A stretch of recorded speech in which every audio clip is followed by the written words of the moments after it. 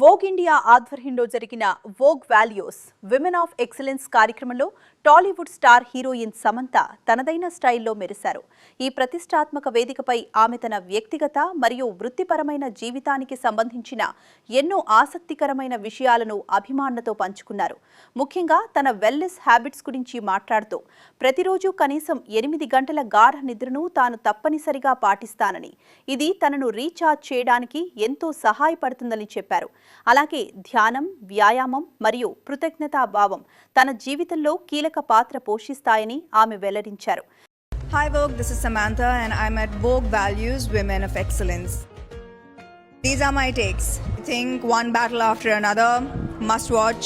Sinners, must watch. Huck, Yami Gautam was fantastic. Okay, did I name 3? Okay, make do with 3 please. Great sleep. I sleep 8 hours on most days. Gratitude, meditation, workout, definitely a workout. I've stopped thinking about that because there are so many things that people misunderstand about you, but I think that's a small price to pay. I started quite a few ventures and now going to be invested in watching them grow. To stop operating from fear and operating from strength. Bye Vogue.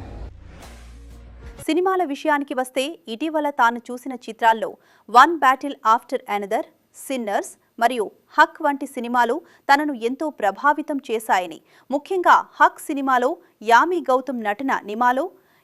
Gautam నటన అద్భుతమని ఆమె కొనియాడారు. 2026 సంవత్సరానికి గాను తన ప్రాధాన్యతల గురించి వివరిస్తూ తాను ప్రారంభించిన కొత్త వెంచర్లను మరింత అభివృద్ధి చేయడమే తన ప్రధాన లక్ష్యమని ఆమె స్పష్టం చేశారు. ఎదుటివారు తన గురించి తప్పుగా అనుకోవటం అనే విషయాన్ని తాను పట్టించుకోవటం మానేశానని, అది తన ప్రశాంతత కోసం చెల్లించే చిన్న ధర అని ఆమె ఎంతో పరిణితితో మాట్లాడారు. చివరగా భయం నుంచి కాకుండా తన శక్తి సామర్థ్యాల మీద నమ్మకంతో ముందుకు సాగాలనే కొత్త సిద్ధాంతాన్ని తాను అలవాటు చేసుకున్నానని సమంత ఈ కార్యక్రమంలో తెలియజేశారు. సమంత ఈ స్ఫూర్తిదాయకమైన మాటలు మరియు ఆమె కెరీర్కి సంబంధించిన మరిన్ని లేటెస్ట్ అప్డేట్స్ కోసం మా ఛానల్ని ఇప్పుడే సబ్స్క్రైబ్ చేసుకోండి. ఈ వీడియో మీకు నచ్చినట్లయితే లైక్ చేయండి మరియు మీ స్నేహితులతో షేర్ చేయటం మర్చిపోకండి.